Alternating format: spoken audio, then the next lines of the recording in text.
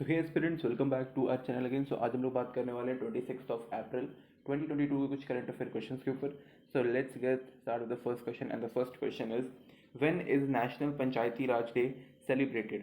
So right answer of first is B which is 24 April. Okay, यहाँ पे brush open कर लेते हैं। Except that PM Manmohan Singh जो थे, जिन्होंने फर्स्ट टाइम पे इस डे को सेलिब्रेट किया था किस दिन, 24 अप्रैल, मतलब सॉरी यहाँ पे दिया हुआ ही है 24 अप्रैल 2010 में। ओके, फर्स्ट टाइम किसने किया था, पीएम मनमोहन सिंह जी ने। ओके, तो यहाँ पे इन्होंने फर्स्ट टाइम किया था। और अगर हम थोड़ी सी और डिटेल में जाएं तो यहाँ पे आप लोगों को पंचायत, मतलब पूरा ऑल ओवर इंडिया में 2.51 लाख ओके पंचायत मिलेंगे। इसमें मतलब ग्राम पंचायत भी इंक्लूडेड है, plus block okay block panchayat plus district panchayat भी यहाँ पे आप लोग को मिल, मतलब 2.5 में ही मिल जाएगा सारा। इतने नंबर्स के हैं। फर्स्ट किसने शुरू किया था, मनमोहन सिंह जी ने शुरू किया था, कब, 2010 से। Okay, so moving to the next question, where has Def Connect 2.0 has been organised. So right answer of second is C which is New Delhi. Okay, इसका कुछ एडिशनल इन्फॉर्मेशन देखते हैं। तो डेफ कनेक्ट जो है 2.2 इट्स डिफेंस कनेक्ट से related है, ये डिफेंस से ही रिलेटेड है पूरा। एंड यहाँ पे ये इस और जो भी ऑर्गेनाइज हुआ था, तो इसमें बेसिकली बात ये किया गया था कि जो हमारा लाइक जितने भी इन्वेस्टर्स हैं या फिर जो स्टार्टअप शुरू होने वाले हैं वो सब डिफेंस से रिलेटेड हो। लाइक सारे नहीं, कुछ जो थोड़े से इंपॉर्टेंट हो सकते हैं, और इन्वेस्टमेंट डिफेंस अपने खुद के इन्वेस्ट, मतलब खुद के ही डिफेंस इक्विपमेंट में इन्वेस्टमेंट हो, जिसको हम indigenously innovation in defence sector बोल सकें एंड बूस्ट कर सके बेसिकली इस सेक्टर को।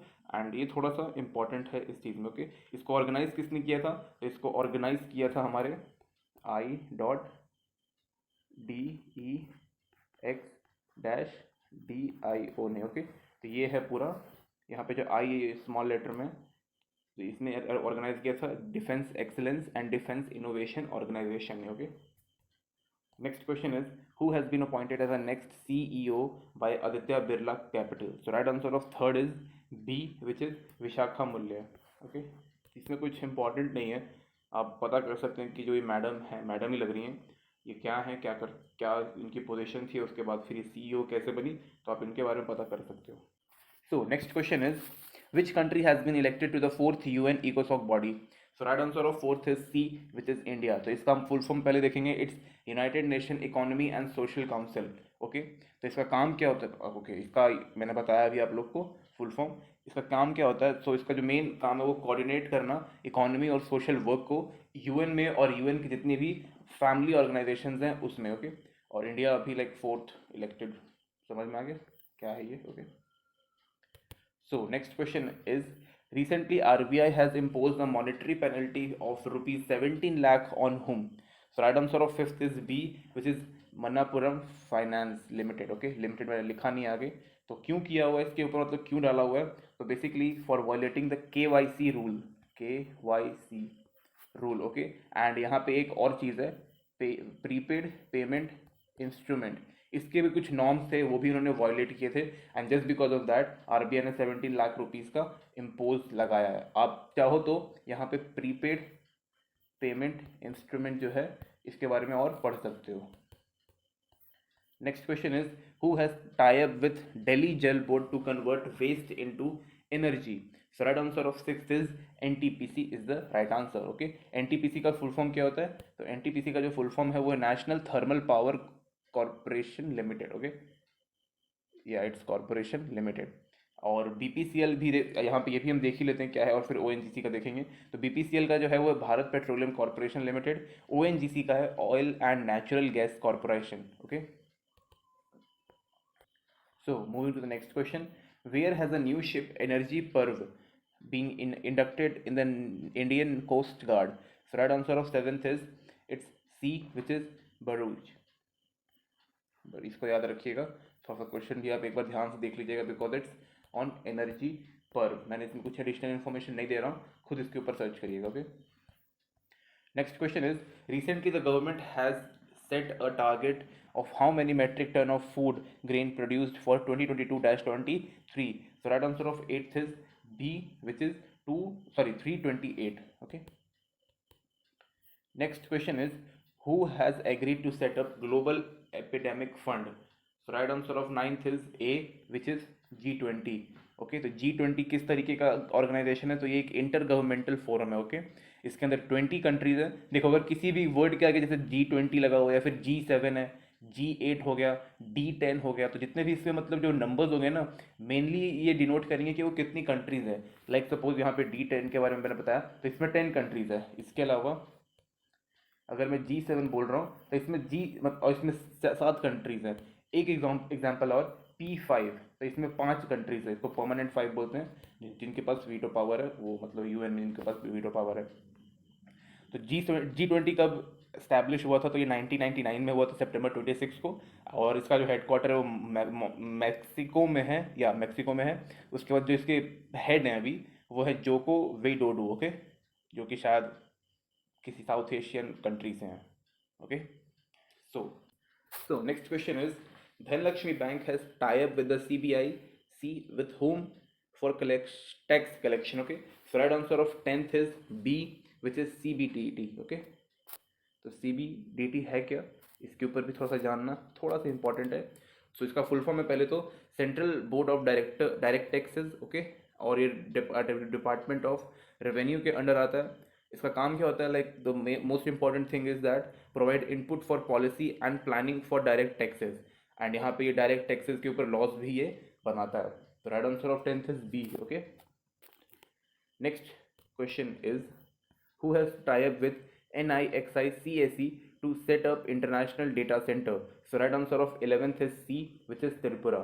okay, इसका फुल फॉर्म ही हम सिर्फ देखेंगे, इसके ज़्यादा कुछ और होगा नहीं. ओके, तो NIXI जो है उसका जो फुल फॉर्म है वो है national internet exchange of India. और जो CSE जो है, ये बेसिकली आप किसी भी लाइक इलेक्ट्रॉनिक्स के दुकान, लाइक जो टेलीकॉम से रिलेटेड जो शॉप्स होती हैं, वो CSE का सर्टिफिकेट होता है उनके पास, और वो थोड़ा ऑनलाइन काम करते हैं.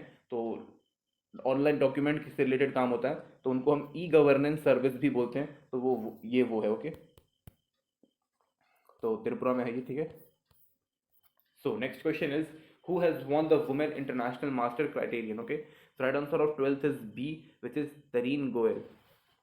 B is the right answer. Okay, next question is, recently UBS has reduced India's GDP growth rate to how much percent? Okay, so right answer of 13th is C, which is 7.0%.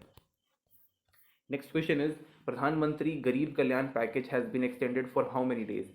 So right answer of 14th is B, which is 180 days. Okay, तो आप इसमें check कर सकते हो कि इस package में और क्या क्या चीज़ें इंक्लूड किया हुआ है. ओके, ये थोड़ा सा रहेगा, बट मोस्टली वो नहीं पूछेगा आपसे 180 वाला question he. Next question is, which country national investigation agency has organized the Colombo Defense Conclave virtual conference? So right answer of 15th is C, which is India. Wait, India. Okay. Next question is, who has been appointed new vice chairperson of Niti Aayog in April 2022? So right answer of 16th is C, which is Suman K. Berry. तो एक चीज़ याद रखिएगा, जितने मैंने अभी तक exams दिए हूँ और जितने मैंने खुद एग्जाम्स देखे हैं, ओके, और उन सब में नीति आयोग से एक क्वेश्चन डेफिनेटली बना हुआ रहता है चेयरमैन के ऊपर, उसके वाइस लाइक चेयरमैन हो गया, CEO हो गया, इन सब से रिलेटेड जितनी भी चीज़ें होती हैं नीति आयोग से आता ही आता है. या फिर नीति आयोग में ये पूछ देगा कौन कौन से इंडेक्सेस इसमें आते हैं, कौन से नहीं आते हैं, और बहुत सारी चीज़ें इसमें पूछा जाता है. बिकॉज ये पूरी प्लानिंग कमीशन को रिप्लेस करके नीति आयोग आया था, और प्लानिंग कमीशन बहुत बड़ा था. It's not a small thing, it's really big thing. तो कहीं से भी पूछ देता है, लेकिन एक नीति आयोग से क्वेश्चन पूछता है. ये भी थोड़ा हॉट टॉपिक चल रहा है. तो Suman K Berry is the right answer. And from now he और शी, मुझे नहीं पता क्या है, क्योंकि सुमन लड़कों का भी नाम होता है, लड़कियों का भी नाम होता है. मैंने ठीक से चेक नहीं किया. ओके, तो चेक करना, that person is new vice chairman. Okay,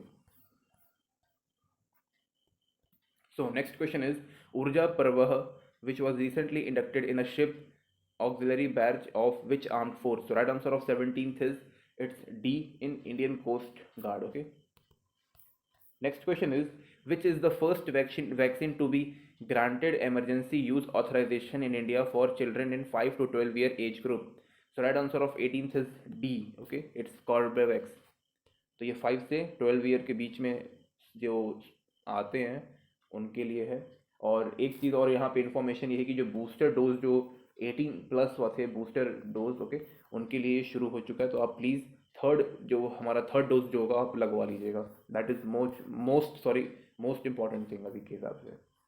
next question is India out campaign is associated with which country? So right answer of 19th is C which is Maldives. तो मालदीव थोड़ा ज़्यादा उछल रहा है, इनके जो फॉर्मर प्रेसिडेंट हैं, पता नहीं क्या नाम है, यमीन उनका सरनेम है, अब्दुल्ला अमीन शायद यही है, तो इन्होंने थोड़ा सा इनिशिएटिव किया है कि इंडिया को भगाओ यहाँ से, कुछ ज़्यादा वो इंटरफेयर कर रहा है, like that. Okay, next question is the association of world election bodies is located in which country? So right answer of 20 is D which is south Korea. तो आप पढ़ सकते हो इसके ऊपर थोड़ा सा। Okay, next question is Copenhagen is the capital of which country? So right answer of 21st is C which is Denmark.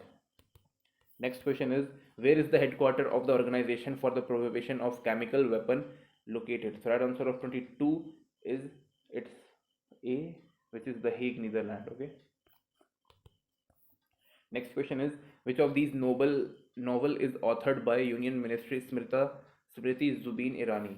So right answer of 23rd is D which is Lal Salam a novel. Next question is where is in India is the statue of equality located? बहुत ही easy question है। Right answer 24th is C which is Telangana. ये भी recent का है, ठीक है, statue of equality अलग है और जो हमारा स्टैचू ऑफ यूनिटी है वो अलग है, तो दोनों को मिक्सअप मत नहीं करना है। Next question is in which state is the Mayani bird sanctuary situated? So right answer of 25th is it's be in Maharashtra. Next question is Vidyasagar Setu is located in which part of India? So right answer of 26th is A which is in West Bengal. Next question is in which India state is Shivalika Fossil Park Museum located? So right answer of 27th is it's B in Himachal Pradesh. Next question is Murugappa Gold Cup is associated with which sport? So right answer of 28th is D which is hockey. Cheolia is a dance form practiced in dash. So right answer of 29 is it's C in Uttarakhand. Next question is in which state is India's first food museum situated? So right answer of 30 is A which is Tamil Nadu. So thank you guys, thank you watching this video. आज के लिए सिर्फ 30 question ही रखते हैं, 30 question is enough. Okay, 10 मैंने थोड़ा cut कर रखा है और आज 30 है, may be from now onwards मैं 30 के ऊपर ही डिस्कस करूंगा, बिकॉज फर्स्ट 20 में कुछ ज़्यादा ही एक्स्ट्रा इन्फॉर्मेशन देने के चक्कर में देख लो 15 मिनट से लाइक ऑलमोस्ट 15 मिनट हो जाता है, एडिट वगैरह करने के बाद थोड़ा और कम हो जाएगा, तो ऑलमोस्ट इतना आ जाता है, तो इसको थोड़ा कम करेंगे। तो मैं 10 क्वेश्चन ही मैंने कम कर दिया। ओके, या फिर मैं जल्दी एक्सप्लेन करने की कोशिश करूँगा। Okay, thank you guys, thank you watching this video.